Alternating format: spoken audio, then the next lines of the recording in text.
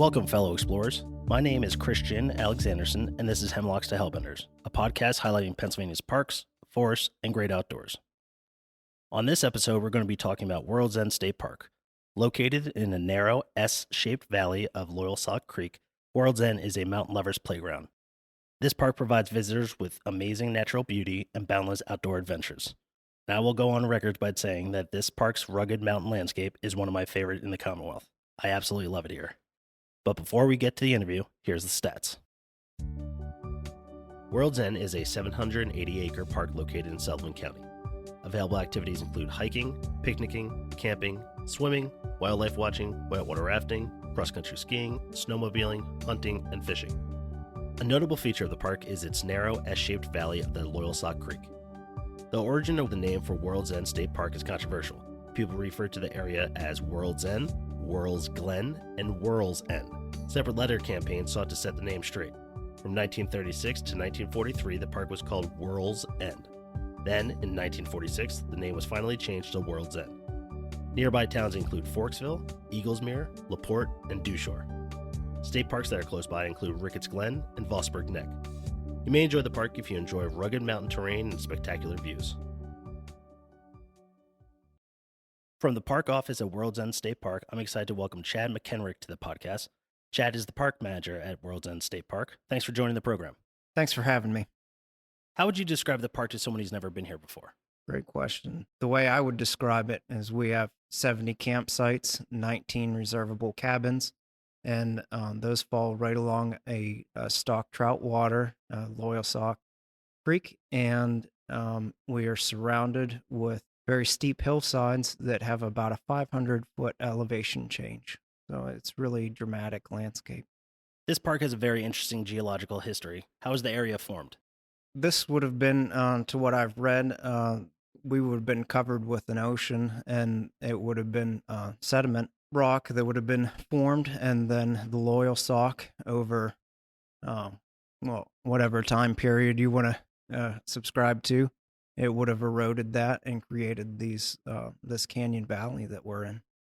There are unique fossils from before the time of the dinosaurs that can be uncovered here at World's End. What sort of fossils can be found here at the park?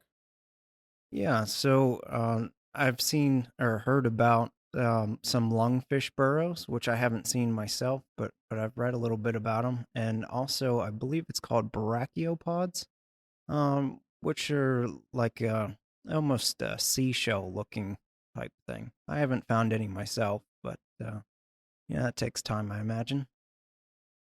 You've worked at a lot of different parks. What do you love most about this park? Oh, this park.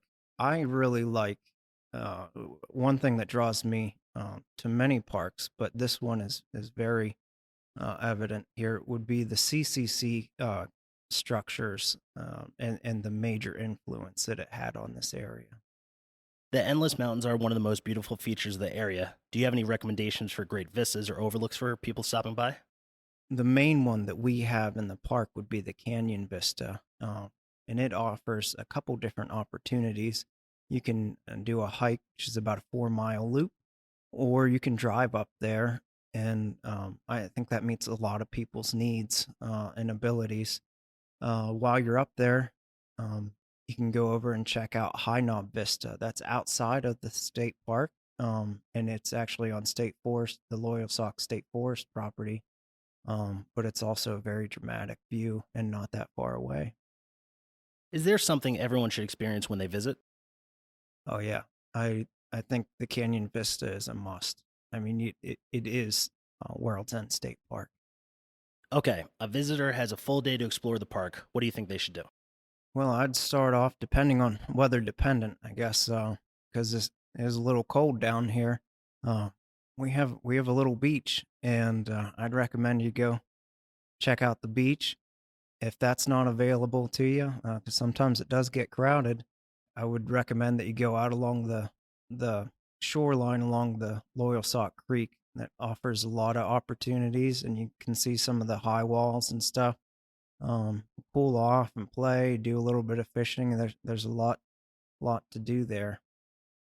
Now, there may be people listening to this that when they think of beach, they think of New Jersey, they think of Maryland, they think of Delaware. That's not the sort of beach we're talking about here. Not really, no. It is a roped off swimming area. So we do allow swimming in that area. There is a little bit of sand, but unfortunately, just because of the way the geography is and the way things were laid out, there's a set of stairs that have to be navigated to get down to the water. Do you recommend they stay overnight if they can?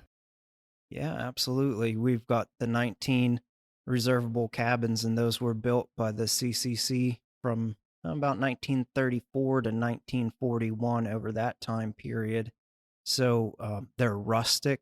They give a little bit different experience. Sometimes I think it's a little more rustic than what people had imagined in their mind because there's no running water or any of those sorts of things. They have to walk to the restroom facilities, but there is a shower house, and there's some modern facilities available. You just have to walk a little bit. Also, we have a campground that has 70 sites, and that offers a variety of different camping opportunities as well. So maybe about half of the sites are electric sites. Some of those sites we allow pets on, and then we even have some walk-in sites. They're non-electric, but you're not parked right at the campsite. You have to walk in a little way. So it kind of fills the need for most people. Sometimes we do get people that think it's going to be more of a backcountry experience, but that's just not really what we do. Because of the volume of visitors that we see here, it would be very very detrimental to have that many people just dispersed camping all over the place. If a visitor only has a couple hours, what do you think they should do here? Definitely, you got to find a way to get up to Canyon Vista. Now, that can be difficult in the winter because the roads do have to be closed because of icy conditions. But most of our visitors do come in the time of year where they can get up there. One of the things I really like about this park is that they have so many different areas for picnicking, including the state forest. When people stop by, are they usually stopping by for a lunch, or is it usually people stopping by for multiple days and staying at cabins and campsites? Yeah, it's interesting. We have a kind of a range depending on what the activity is. The people tend to come from different areas. The folks that rent our cabins tend, or at least seem to be from around the maybe the Philadelphia and New Jersey area. And then um, our day visitors tend to be obviously a little bit closer. So that would be like the picnic area. They tend to be more like from the Williamsport and a little bit further, which makes sense. And then our campground folks surprisingly come from all over the place. It's really amazing to see how far some of those folks come. I think really that's a testament to when you show up and you kind of fall in love with this place. My friend Matt brought me here for the first time, and it was kind of like seeing everything in color for the first time. I mean, it's just this place is just so beautiful and it's rugged and wild, and there's so many adjectives you could use for it. Just kind of gets in your blood once you come here. Yeah, that's real common.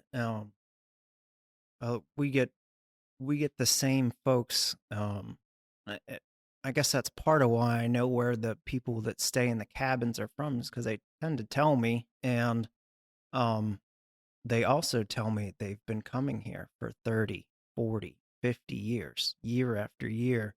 They hold their family reunions, that they plan their summer schedule around coming to visit us, and that's not something that I take lightly. I try to make every visit for every person here like a magical experience, right? And whether it's their first time or their 50th time, we try. We work very hard, and I say we, I mean the whole staff. The maintenance crew, they take a lot of pride in the work that they do, and they do great work. Um, it's interesting. We don't take a whole lot of time picking up garbage around here because our visitors are very invested in it. So the maintenance crew can work on fixing and maintaining facilities around here. The office staff can help you out, get you where you want to go, help you plan your vacation a little bit, and that that frees up my ranger staff to get out and talk with people and kind of have that more of like a community policing type angle. Um, and I think people appreciate that. Now, we've had some challenges over the last few years, meeting the demand of the public and trying to maintain that experience for everybody. When is the best time to visit the park, do you think? In my opinion, I think the fall is just fantastic. Um, the visitation is very high around July because people are coming in, they're traveling a long ways because we're a long ways from everything. Those of us that live here, we drive maybe 45 minutes to get necessities. That's, to buy groceries and those sorts of things. So we're kind of in here deep. That means the people that visit us are out a ways. It's very busy here in that July peak season there, but in the fall, the visitation drops off just a little bit and allows it to be a little less crowded.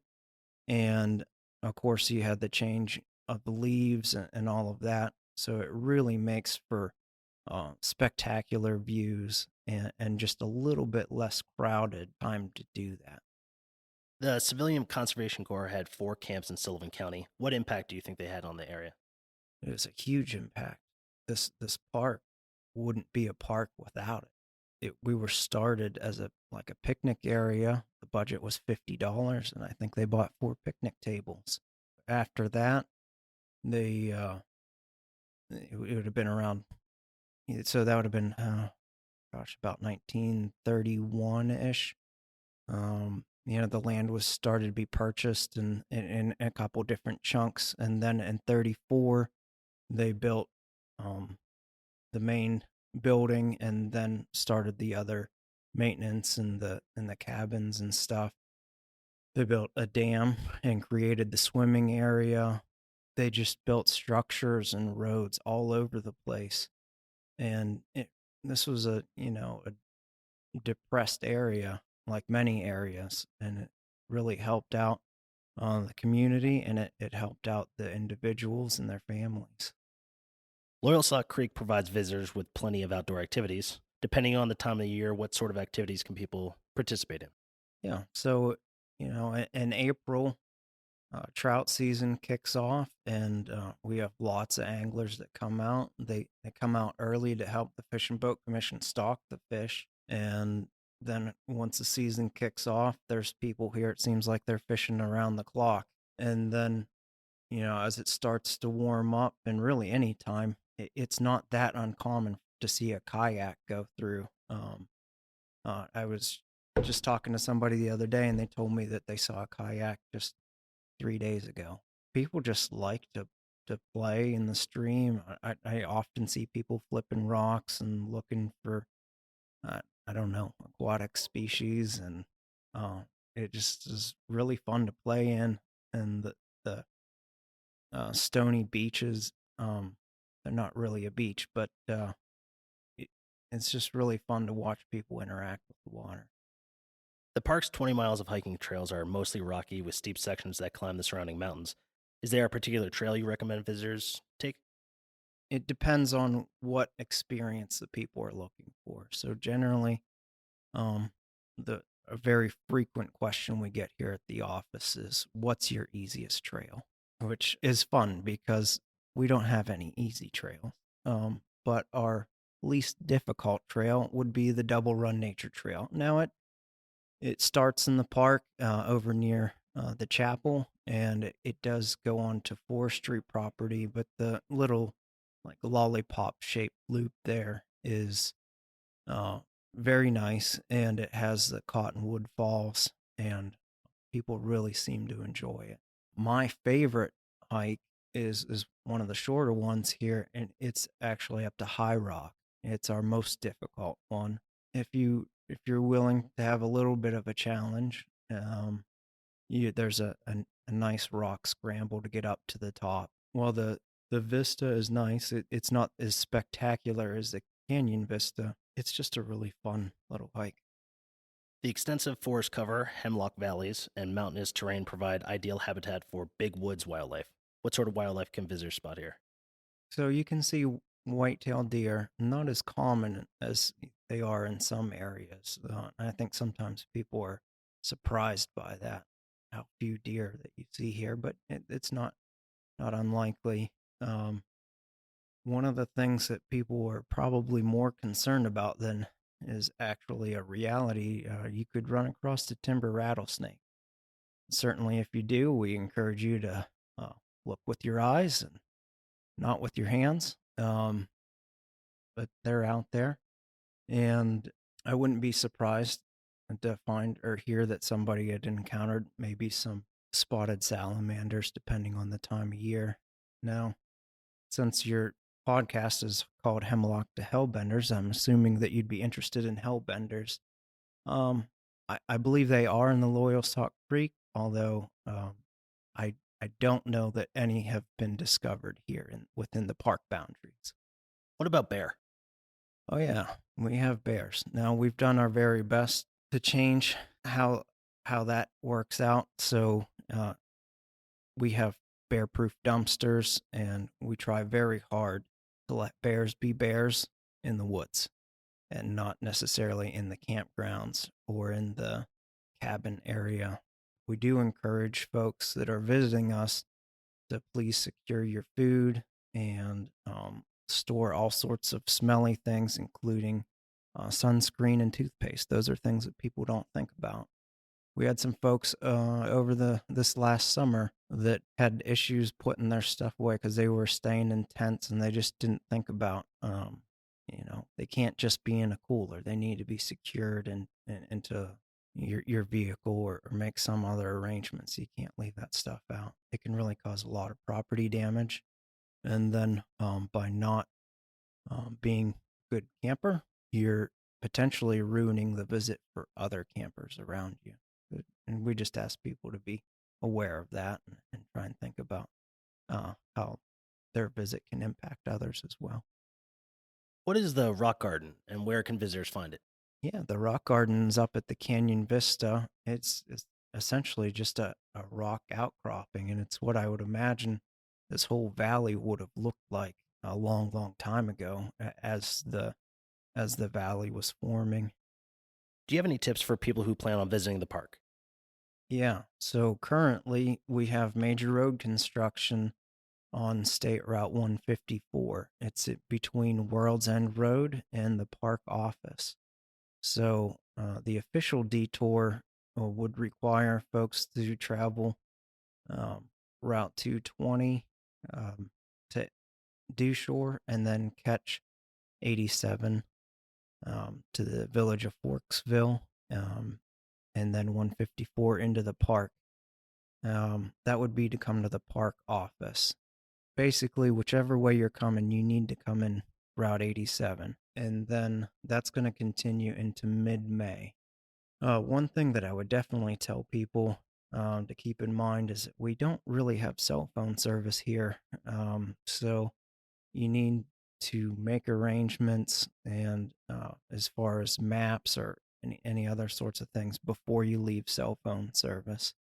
That tends to be a major issue for people. They get directions here, but then can't find their way home. We'll help you out, but it can be stressful to a lot of folks. And having been here a couple times, the amenities aren't plentiful. If you want something, you should probably bring it or plan accordingly to be able to find something as you're getting here.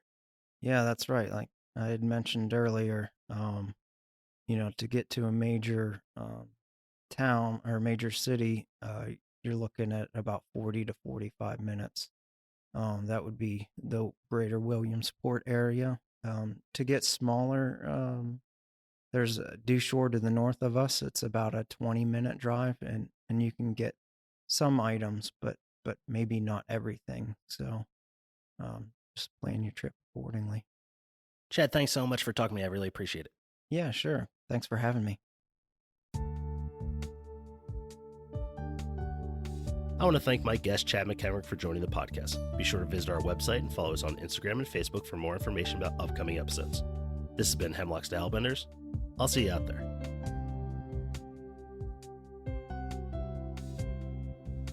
Hosting, production, and editing by Christian Alexandersen. Music by John Sauer. Graphics by Uncle Traveling Matt's Random Expedition.